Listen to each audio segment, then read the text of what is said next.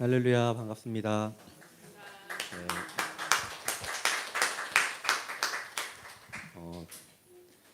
목사님이 아까 찔리는 말씀을 하셔서 편안한 거 좋아하는 제가 불편하게 살아야 된다 그래서 많이 찔렸습니다. 그러면서 들으면서 무슨 생각이 들었냐면 나는 불편한 데서도 참 편안한 걸 잘 찾는 사람이구나. 여러분들도 그러실 것 같아요. 불편한 가운데서도 우리는 편안한 것을 늘 추구합니다. 그래도 저는 이렇게 크잖아요. 불편함 가운데 계속 살았다면 빼짝 말랐을 텐데 편안함을 잘 찾는 사람인 것 같습니다. 먼저 말씀을 나누기 전에 여러분들에게는 감사하다는 인사를 드리고 싶어요. 잘 알고 있습니다. 여러분들이 항상 기도해 주셨고 또 여러 가지 물질로도 저희들을 지원해 주시고 또 항상 섬겨 주신 것 너무나 잘 알고 있습니다. 일일이 매번 그렇게 표현할 수는 없지만 이렇게 4년 만에 여러분들 만나서 정말 감사하다는 인사를 먼저 드리고 싶습니다. 하고 싶은 말이 참 많은데 그럴 수는 없잖아요. 배도 고프고 벌써 12시가 훌쩍 넘었네요. 이렇게 앞에 45분이나 흘리고 나서 저에게 시간을 줄지 몰랐습니다. 그래서 최대한 그래요? 상관없어요? 그러면 이따 저녁 먹을까요? 최대한 오늘 주어진 말씀을 가지고 또 저희들 니제리아에서의 삶을 같이 나누는 시간이 되면 좋겠습니다. 우리가 오늘 읽은 본문의 말씀은 어지간히 교회 다니면서 신앙생활 하신 분들은 너무나 잘 아는 말씀일 거라고 생각을 합니다. 하나님께서 한 사람을 어떻게 돌보시는지, 그 사람을 돌보기 위해서 하나님께서 얼마나 많은 사람들을 사용하셨는지 그것을 오늘 본문을 통해서 굉장히 잘 볼 수가 있습니다. 사람과 사람 사이에서 일어나는 일, 그 일 가운데 하나님이 개입하실 때 가장 아름다운 일이 일어나는 것 같아요. 물론 사람과 사람 사이에서 우리가 생각하고 싶지도 않은 끔찍하고 추악한 모습이 나타나기도 하죠. 근데 오늘은 사람과 사람 사이에서 일어난 아주 아름다운 이야기들이 기록되어져 있습니다. 2절 말씀을 보면 여기 세번역 사용하죠. 제가 저도 세번역을 읽어요. 개인적으로. 세번역을 준비를 했는데 가는 교회들마다 다 개역개정을 쓰고 있어요. 그래서 다 바꿨어요. 제가 뒤통수를 맞은 느낌입니다. 그래서 그냥 개역개정 버전으로 제가 되어 있는데 2절을 보면 나면서부터 못 걷는 사람을 이라고 기록되어져 있어요. 성경에 보면 나면서부터 무엇을 하지 못하는 사람들이 제법 기록되어져 있습니다. 요한복음 보면 나면서부터 보지 못하는 소경에 대한 이야기도 나오고요. 오늘 본문은 나면서부터 걷지 못하는 사람의 이야기입니다.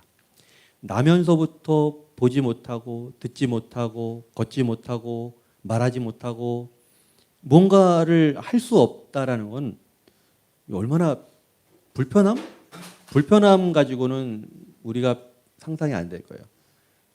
그리고 개인적으로는 너무 불합리하겠죠. 태어났는데 내가 그렇게 태어난 거야.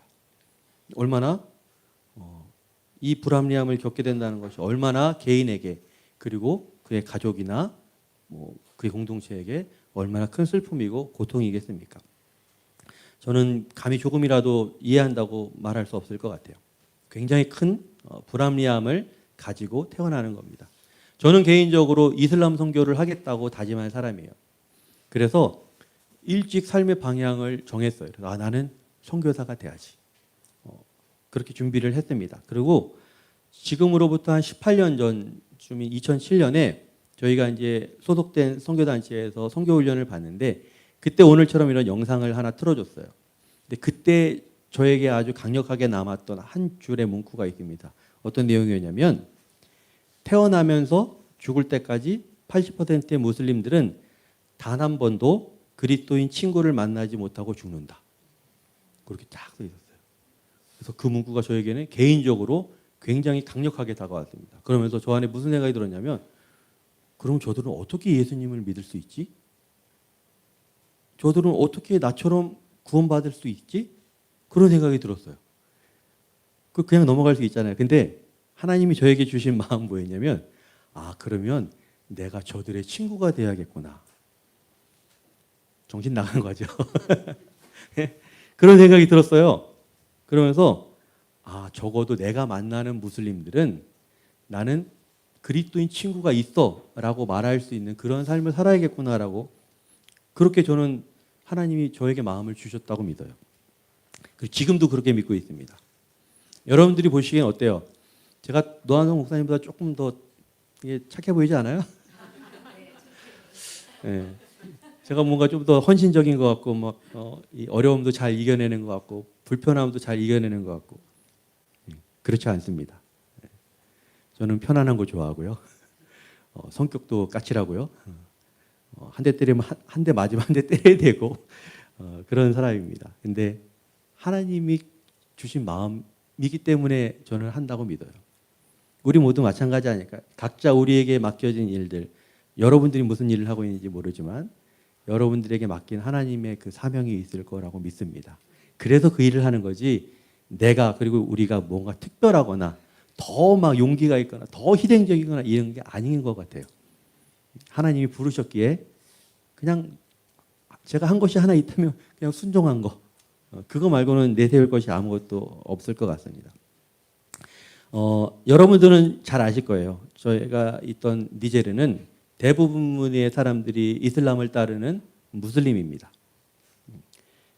나면서부터 걷지 못하는 사람, 또 나면서부터 보지 못하는 사람과 마찬가지로 나면서부터 무슬림으로 태어나는 그들은 영적으로 볼 때 나면서부터 못 걷는 자들과 못 보는 사람들과 마찬가지로 우리가 믿고 따르는 예수 그리스도를 만날 수 없는, 구원의 복음에 다가갈 수 없는 절대적으로 불합리한 상황에 처한 사람들이라고 저는 생각을 해요. 그들은 왜 복음을 거절하지? 그들은 왜 예수님을 받아들이지 않지? 그들은 왜 복음 전하려고 하면 그토록 싫어할까?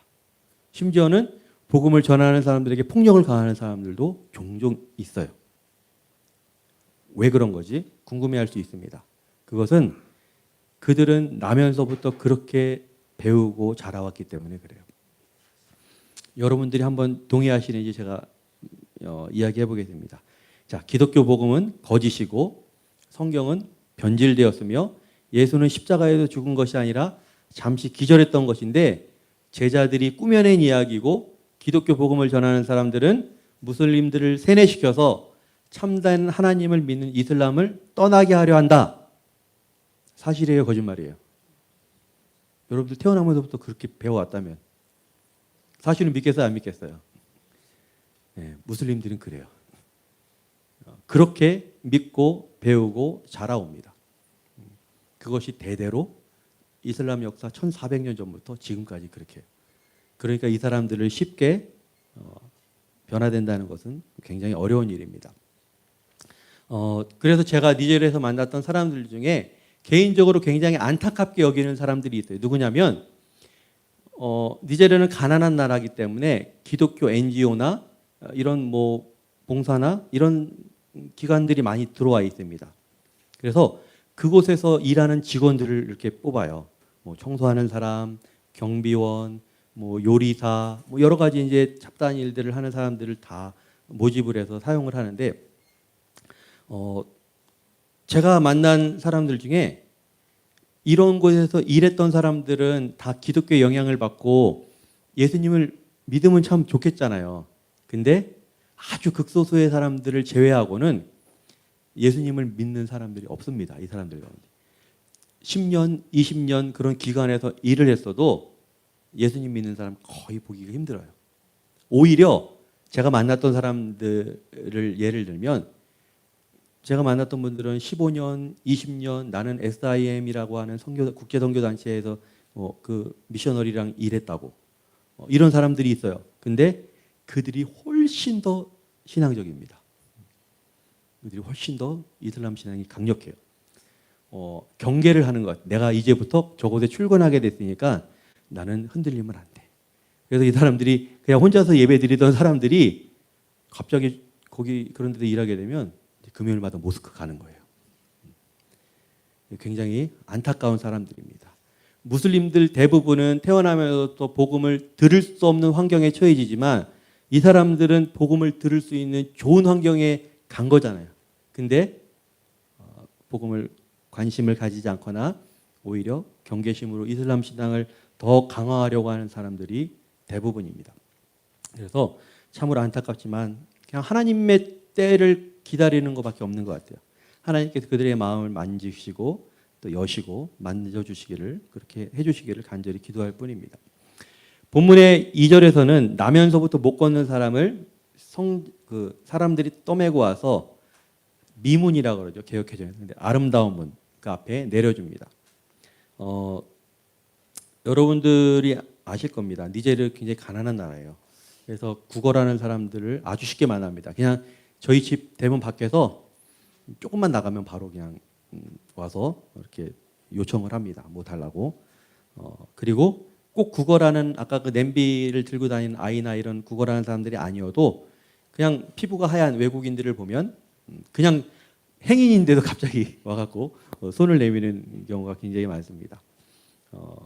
이 나라의 형편이 어느 정도인지 그런 모습을 보면 이해를 할 수 있을 텐데, 그 중에서도 특별히 구걸조차 스스로 못하는 사람들이 있어요. 그 사람들이 누구냐면 앞을 보지 못하는 맹인들입니다. 그래서 이 맹인들은 어떻게 구걸하고 다니냐면, 저희 막내 아이가 중학교 1학년인데 저만한 아이들 항상 대동하고 다녀요. 그래서 막대기나 줄로 이렇게 연결을 해서 이렇게 이동을 하면서 이제 거리를 다니면서 이렇게 구걸을 합니다. 그리고 또 한 가지, 스스로 구걸하지 못하는 사람들은 그러니까 거동하지 못하는 사람들. 오늘 본문에 나온 사람처럼 스스로 움직일 수 없는 사람들입니다. 그래서 제가 특별히 기억하는 사람이 있는데, 한 아주머니가 있어요. 이 아주머니는 저희 아이들 학교 다니는 통학 그 길에 항상 있어요. 그 흙바닥에 모래바닥에 앉아갖고 매일같이, 저희 아이들 굉장히 일찍 학교를 가거든요. 7시면 학교를 가요. 더워서 오후 2시에는 학교가 끝나야지 돼요. 그래서 7시에 학교를 가는데 항상 그 전에 나와 있어요. 그리고 저녁에까지 이렇게 그 아주머니 항상 그 모래바닥에 앉아 있는데, 어느 날은 애들 학교를 데려다 주러 가는데 안 나와 계신 거예요. 오늘은 아프신가? 이러고 돌아오는데 건장한 청년이 그 아주머니를 안고서 이렇게 내려다 놓는 모습을 봤어요. 그래서 여기 누가 도와주지 않으면 이렇게 할 수가 없는 거구나. 마치 오늘의 본문에 있는 것처럼 누군가가 그 사람이 매일 구걸할 수 있도록 데려다 주는 모습을 봤습니다.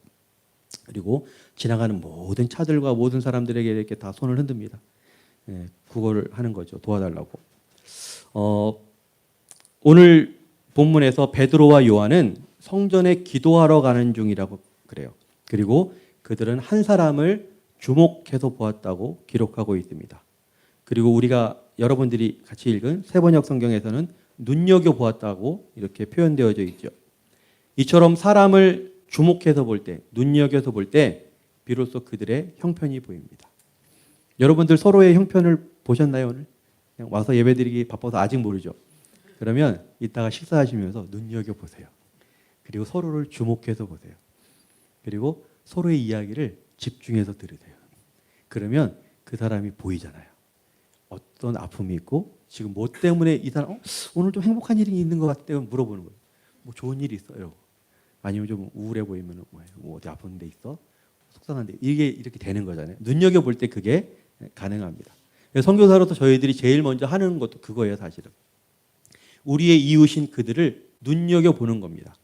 그래서 만나는 사람들의 언어를 귀 기울여 듣고 우리가 만나는 사람들의 문화를 유심히 지켜보고 배우는 거예요. 이 사람들은 뭘 하면 좋아하지? 뭐 할 때 싫어하지? 어떤 거는 이건 왜 이 사람들을 볼 때 인상을 찡그리지? 내가 무례했나? 이런 걸 배우는 거예요. 서로 보면서. 그렇게 이해하게 되면 그들을 존중할 수 있게 됩니다. 그리고 이러한 태도는 비로소 그들의 마음을 얻는 중요한 열쇠가 되는 거예요. 그리고 그들과 친구가 되고 서로 소중한 사이가 되면 이제 그들은 이야기를 합니다.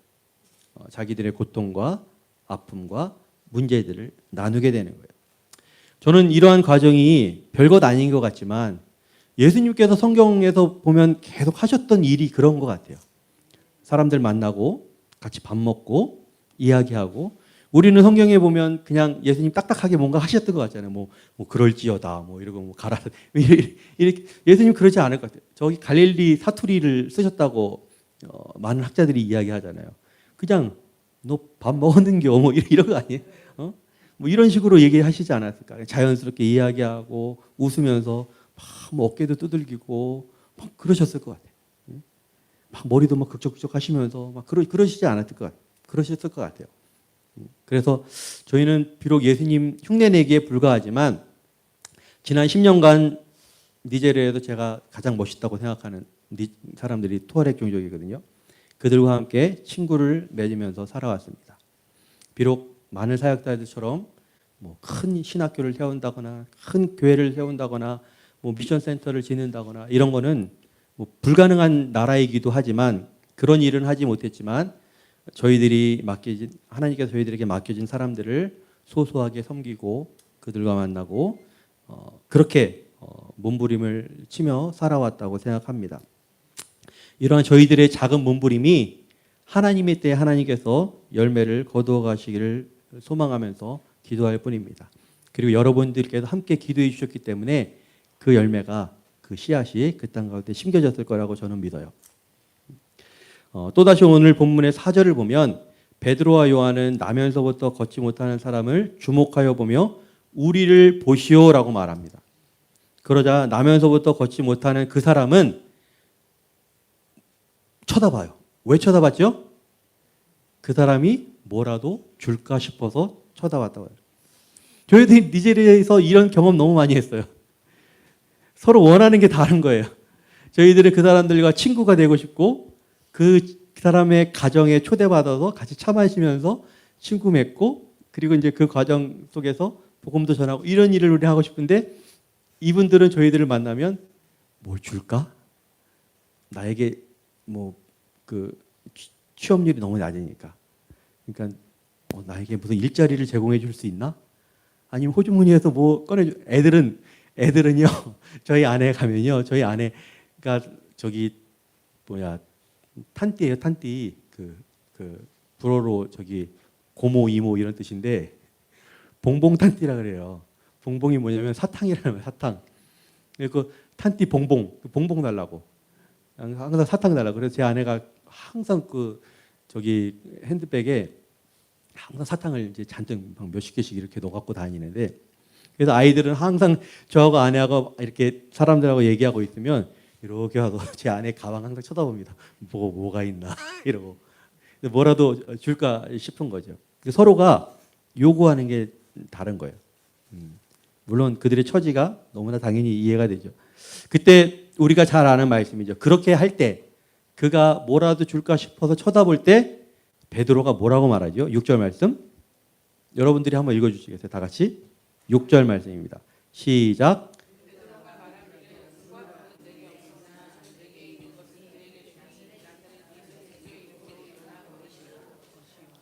네. 그렇게 나사렛 예수 그리스도의 이름으로 일어나 걸으시오 하니까 그리고 그의 손을 잡아 일으키니까 발과 발목에 힘이 얻어서 그는 걷기도 하고 뛰기도 하며 하나님을 찬양하고 함께 성전에 들어갔다. 이렇게 이 이야기가 아주 아름답게 마무리가 되죠. 자, 여기에서 저는 은과 금은 내게 없으나 이 말씀을 보고요. 이 말씀을 묵상하면서 두 가지를 고민하게 됐어요. 여러분은 고민 안 되세요? 제 고민을 이야기해 볼게요. 첫 번째 고민은 과연 은과 금은 내게 없는가 하는 거예요. 내게 은과 금 없나? 이게 첫 번째 고민이었고 두 번째 고민은 그러면 내게 있는 것은 오직 그리스도뿐인가? 이 고민이었어요. 근데 생각해보니까 저는 은과 금이 없지 않았어요. 은과 금으로 표현되는 뭔가가 저에게 있는 거예요. 신용카드도 있고 제가 오다가 기름 떨어져서 큰일 날 뻔했는데 고속도로에서 그 주유소 찾아갖고 가서 왔어요. 기름도 넣었어요. 5만 원 넘게. 그 사람들 한 달 월급이 10만 원 정도밖에 안 되는데 저는 5만 원이나 기름을 넣고 왔단 말이에요. 은과 금이 저에게 있는 거예요. 어느 정도의 넉넉하진 않아도 굶지 않고 먹고 살 만큼의 뭔가가 있었습니다. 여러분들은 어떠신가요? 오직 예수뿐입니까? 누군가에게 무언가 나눠야 할 것들이 뭐가 있다면, 누군가가 묻는다면, 아니면 누군가가 여러분에게 요청한다면 저는 오직 예수만 있어요. 이렇게 여러분들 말씀하실 수 있겠어요? 첫 번째 고민, 은과 금이 있다는 것. 그래서 저는 은과 금에도 능력이 있다고 믿어요. 저희들은 저희들에게 있는 은과 금으로, 물론 여러분들이 보내주신 것이 거기에 포함됩니다. 그 은과 금으로 많은 친구들을 얻었습니다. 투아렉 이웃들의 신의를 얻었고요. 그들의 마음을 얻었습니다. 우리가 가진 것을 나눌 때 그 나눠진 은과 금은 정말 큰 능력이 있어요.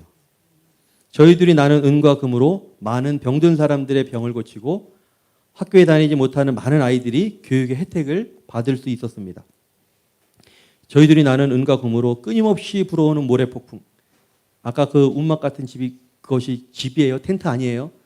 우리는 캠핑하려고 일부러 막 텐트 치고 가지 않은데 이 사람들은 그냥 천막 치고 사는 거예요.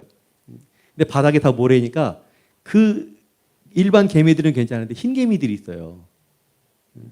흰 개미들이 갉아먹으면 그 밑에 그 나무 기둥 밑에 다 이게 다 헐어가지고 어느 순간에 한동안 폭삭 무너집니다. 그래서 여기도 지금 트렌드가 바뀌어서 이 기둥들을 다 철로 이렇게 바꾸고 있어요 지금.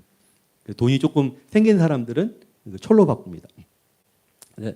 그렇게 폭삭 무너져서 있는 사람들, 저희들이 가지고 있는 은과 금으로 집을 지어주기도 했어요. 그리고 특별히 어느 날은요, 저 아내가 쌀을 한 포대 사가지고 이웃집에 방문을 했습니다. 근데 그날 고민을 좀 많이 했어요. 오늘 갈까? 바쁜데 내일 갈까? 다음 주에 갈까? 이렇게 고민을 했어요. 근데 아무리 생각해도 저 사람들한테 쌀이 없을 것 같은 느낌이 드는 거예요. 그래서 그날 25kg짜리 쌀을 한 푸대 사가지고 그 집에 방문을 했어요. 갔더니 할아버지 할머니부터 7식구가 전날 아침부터 하루 종일 아무것도 못 먹고 쫄쫄 굶고 있는 거예요. 그래서 저희가 쌀을 갖다 주자마자 바로 장작에 불을 올리고 냄비에다가 그 저희가 준 쌀 뜯어가지고 바로 쌀을 안쳤어요. 그런 적이 한 번도 없었거든요. 그래서 저희가 이날 우리가 오길 너무 잘했다. 우리가 이날 안 가고 다음 날 갔으면 하루 더 굶는 거예요. 다음 주에 갔으면 며칠을 더 굶을지도 몰라요. 누군가에게 뭔가 얻었을지도 모르겠지만. 그래서 이렇게 저희들이 나눈 은과 금이 얼마나 큰 역할을 했는지 모릅니다. 또 하루는 어느 집에 저희들이 방문하는 집에 갔는데 아까 그 재봉교실을 그 수료한 아줌마이기도 한데 그 집에 갔어요. 근데 다른 여자분이 계신 거예요.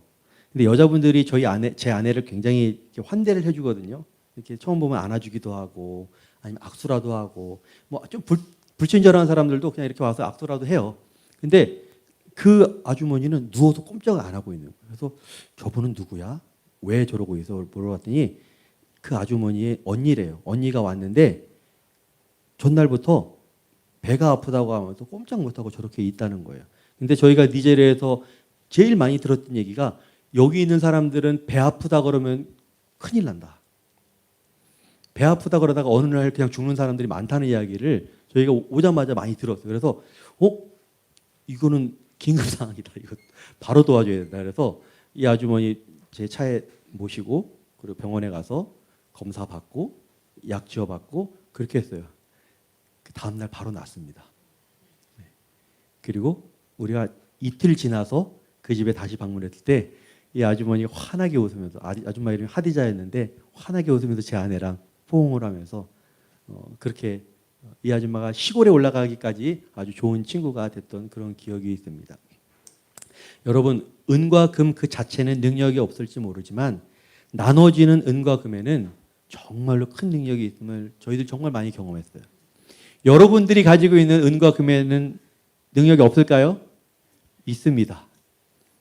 너희가 서로 사랑할지니 말과 혀로만 사랑하지 말라고 성경은 말씀하고 있습니다. 여러분들이 가지고 있는 은과 금이 필요한 곳에 필요한 사람들에게 나눠줄 때 그렇게 될 때 하나님께서 놀라운 역사를 일으키실 겁니다. 그리고 베드로는 6절에서 은과 금은 내게 없으나 내게 있는 이것을 그대에게 주니라고 말하고 있어요. 여러분, 없는 걸 줄 수는 없어요. 여러분들 안에 예수로 충만한지 저는 모릅니다. 근데 제가 아는 것 있어요. 저것 은과 금이 조금은 있을 것 같아. 그러니까 그거 나누자고 한 거예요. 우리가 뭘 있는지는 아니까. 근데 예수로 충만한지 제가 모릅니다.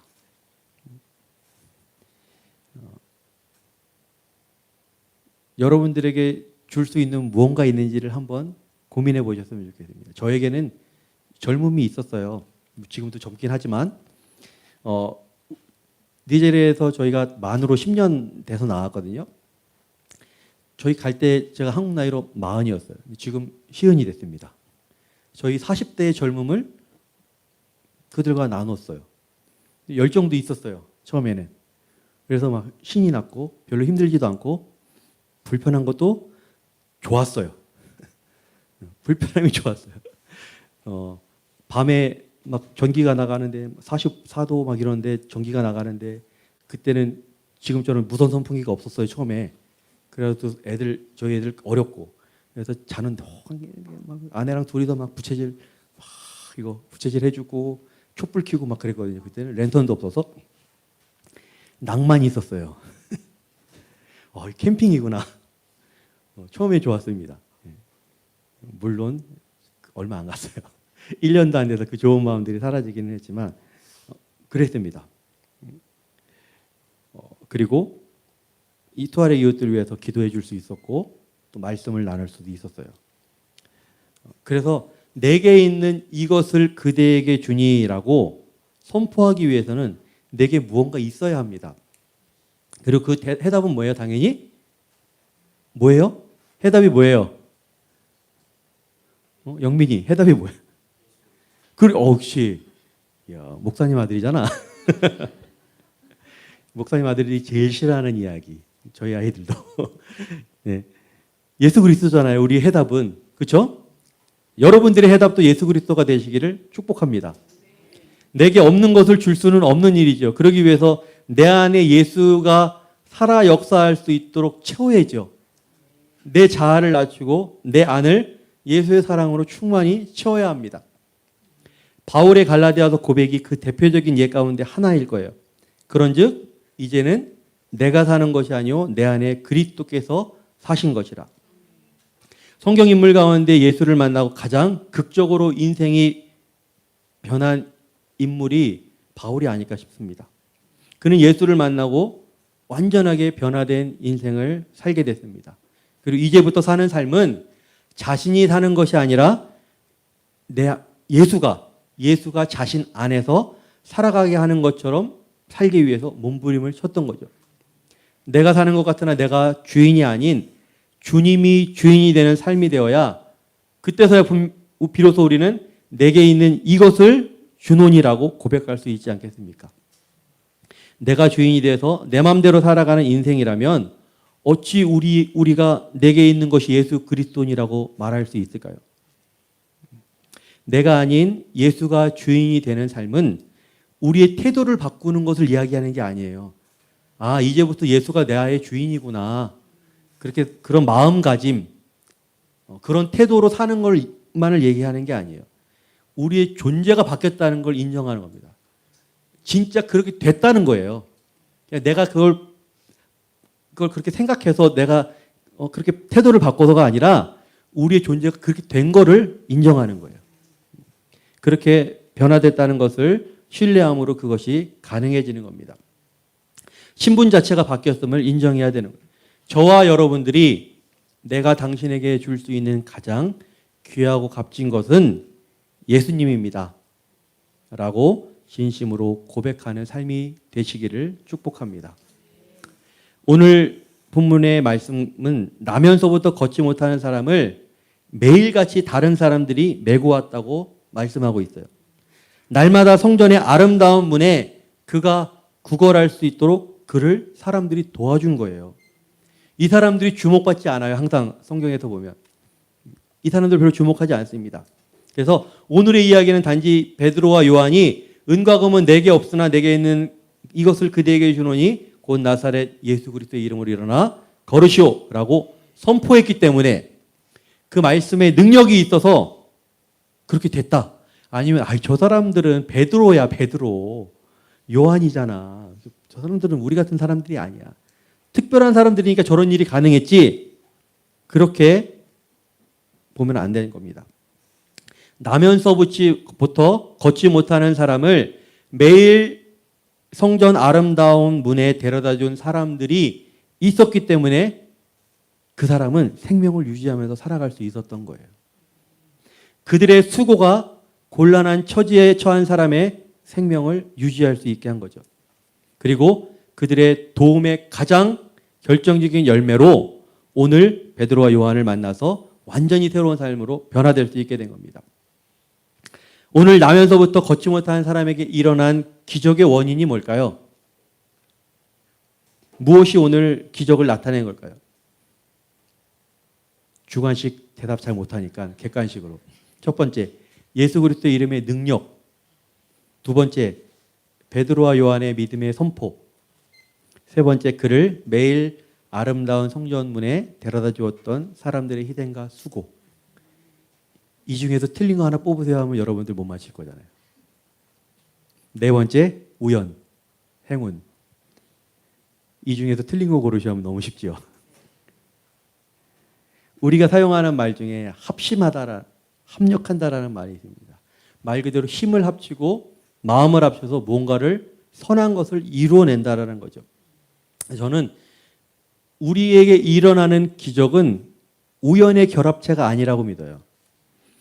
반드시 일어나야 될 필연적인 사건들이 하나님의 계획 속에서 이렇게 아름답게 만들어질 때 그것이 기적으로 총체적으로 어우러져서 일어난다고 저는 믿습니다. 제가 만났던 청년 중에 할리드라는 청년이 있어요. 여러분들은 계속 팔로우하면서 이렇게 저의 기도 제목을 가지고 기도를 해줬기 때문에 아실 것 같은데 아까 그 화면 속에서 이발소를 했던 그 청년입니다. 그를 제가 처음 만난 것은 한 7, 8년 정도 돼요. 그때 저는 이미 많은 투아렛 이웃들을 만나고 있었기 때문에 그 형제에게 특별히 그 관심을 가지지 않았어요. 그냥 맨날 갈 때마다 자고 있었거든요. 막 오후에도 맨날 자고 있고. 그래서 할 일도 없이 그냥 자다가 일어나서 오토바이 타고 친구들이랑 놀러 나가고 그냥 그런 청년이라고 생각을 했어요. 근데 한 4년 전쯤에 우연히 그를 다시 만나게 됐습니다. 저희가 집을 이사를 하는데 집에 경비가 필요했어요. 저희가 돈이 많아서 경비를 쓰는 게 아니라 거기서는 외국인들이 경비를 고용하지 않으면 인색한 사람이라고 소문이 나요. 일자리가 너무나 부족하기 때문에 그 일자리를 하나 제공해주기 위해서도 일부러 고용합니다. 그래서 낮에도 고용한 사람이 있고 밤에도 고용한 사람이 따로 있어요. 근데 저 낮밤 두 개를 다 쓸 만큼 재정적인 여유는 없어서 낮에 일하는 사람만 뽑아서 그분에게 이제 일을 맡겼는데 이 형제를 소개시켜 준 거예요. 그래서 이 할리드 청년이랑 저랑 처음에 차를 타고 이렇게 이동을 하는데 갑자기 핸드폰으로 막 뭘 듣고 있는 거예요. 듣고 있더니 제가 들어보니까 이거 성경 이야기인데 듣고 있더니 갑자기 너도 이거 이야기 알아? 그러는 거예요. 너 이거 어디서 났어? 했더니만 이야기를 하는 거예요. 저희 아이들이 다니는 학교에서 우연하게 일할 수 있는 기회를 얻어서 일을 몇 개월을 했대요. 근데 그곳에 다니는 선생님, 그러니까 미국인 선생님인데 여자 선생님이 기도해 주면서 너한테 한번 너야 이거 한번 들어봐 하면서 파일을 이렇게 전달해 줬다는 거예요. 그리고 나서 이 청년이 이제 혼자서 그 메시지를 막 들은 겁니다. 그 메시지를 들으니까 거기에 아브라함 얘기부터 해서 노아 얘기, 뭐 이삭 얘기, 뭐 이게 다 있는 거예요. 다윗 얘기까지 막 다 있는 거예요. 근데 안타깝게도 이 선생님이 그러고 얼마 안 있다가 자기의 임기를 마치고 본국으로 떠났어요. 그래서 굉장히 안타까웠다는 거예요. 아쉬웠다는 거예요. 너무 아쉬웠다고. 더 만나서 이야기도 듣고 싶고 했는데. 그래서 저한테 물어보는 거예요. 너 혹시 이 이야기 알아? 그래서 제가 뭐라 그럴게요. 내가 너무 잘 알지. 너 우리 집에서 일하게 됐는데 매주 나랑 같이 성경 공부할래? 그래서 흔쾌히 이 형제가 수락하고 같이 성경을 공부했습니다. 그래서 몇 개월 동안 마가복음을 같이 이렇게 쭉 보고 예수님이 이야기가 나올 때 옛날에 만들었던 그 예수 영화가 있어요. 근데 그게 투아렉 언어로 이렇게 더빙된 게 있거든요. 그거 같이 보고 그리고 나서 이 형제가 준비되었다고 생각할 때 같이 영접하는 기도를 했습니다. 그리고 태어나면서부터 무슬림인 그 형제가 예수님을 따르는 사람이 되었습니다. 아멘 하셔야죠. 네? 네. 아니 박수가 할 거 없고요. 네. 나면서부터 무슬림인 그 형제가 예수를 따르는 사람이 되었습니다. 저는 이 말씀을 왜 드리냐면 제가 그에게 영접하는 기도를 하게 했다면 그 선생님은 그 형제에게 메시지를 전달해주고 그리고 기도해준 역할을 했잖아요. 아마 오늘 본문에 나오는 것처럼 한 사람은 베드로와 요한처럼 선포했던 그 역할을 하는 거고 한 사람은 매일같이 그를 성전 미문에 데려다 준 사람의 역할을 했던 거죠. 합심해서 이 일이 일어난다는 겁니다. 또 한 번은요, 한 가지만 더 예를 드릴게요. 저희가 부부가 오랫동안 만나면서 이런저런 도움을 준 과부 파투마라는 아줌마가 있습니다. 이 아줌마네 집에 가면 항상 저희가 같이 우울해져요. 그래갖고 좀 힘들어요. 근데 여러 가지 필요한 것들, 아이들 아프면 약값도 지원해주고 쌀도 지원해주고 이런 일들을 참 많이 했어요. 마치 성전에 매일같이 데려다주는 사람의 역할을 저희가 했던 것 같아요. 근데 이 아줌마에게 막 직접적으로 복음을 막 적극적으로 전하지는 못했어요. 근데 어느 날 저희한테 호주의 여자 선교사님한테 연락이 온 거예요. 저희가 이제 이 아줌마를 파투마 아줌마를 만나고 있는 걸 아니까 저희들한테 양해를 구하려고 연락이 온 거예요. 그래서 나도 지금 파투마를 만나고 있는데 자기가 성경 공부를 이 사람이랑 하면 안 되겠냐 그러면 저희가 아니에요. 우리가 만난 사람이니까 터치하지 마세요. 이랬을까요? 너무 감사하다고. 당신이 그 사람이랑 성경 공부 해주면 좋겠다고. 근데 이분은 굉장히 적극적인 분이었어요. 근데 잘 안 도와준대요. 파트너가 저희들 만나면 맨날 투덜거려요. 걔는 아무것도 안 줘. 그 아줌마, 그 선교사 이름이 티파니였는데, 아니다. 베타니였는데, 베타니는 아무것도 안 줘. 그래서 우리가 잘 도와주니까 그 이야기를 해요. 근데 이 베타니가, 이 선교사님이 그냥 성경 공부 시작하자마자 바로 그 주일날 바로 교회 데려갔어요. 현지 교회. 그래서 작년 초부터 교회 다니기 시작했는데 그 아들, 셋째 아들 데리고 매주 지금까지 교회에 나가고 있습니다. 저희가 섬겼던 일이 매일 성전 미문에 데려다주는 역할이었다면 이 선교사님의 역할은 베드로와 요한처럼 선포하는 역할이었을지 모르겠습니다. 이렇게 어떠한 일이 일어나기 위해서는 함께 합심하고 합력할 때 이런 일이 가능합니다. 나면서부터 걷지 못하는 사람들의 행위는 결코 작지 않습니다. 그들의 수고와 섬김이 한 사람의 생명을 이어갈 수 있도록 도왔고 그 결과 평생 해결할 수 없었던 신체적 장애의 문제가 해결되고 더 나아가서 하나님을 찬양하며 성전에 들어가 다른 이들과 함께 예배할 수 있는 사람이 될 수 있었다는 것을 기억하시기를 바랍니다. 이와 같이 하나님께서는 우리의 마음이 그리스도와 연결되어 있을 때, 즉 누군가를, 사람을 살리고자 하는 마음에 합심이 이루어질 때 기적을 일으키신다는 사실을 믿으시기를 바랍니다. 마무리하겠습니다. 사랑하는 성도 여러분, 여러분들도 이와 같은 기적에 동참하실 수 있습니다. 베드로와 요한처럼 그렇게 할 수도 있어요. 그렇게 예수로 충만한 사람 그렇게 하시면 돼요. 근데 그렇게 못하는 사람은 나면서부터 걷지 못하는 사람 매일 구걸할 수 있도록 데리고 왔던 그 역할을 할 수 있잖아요.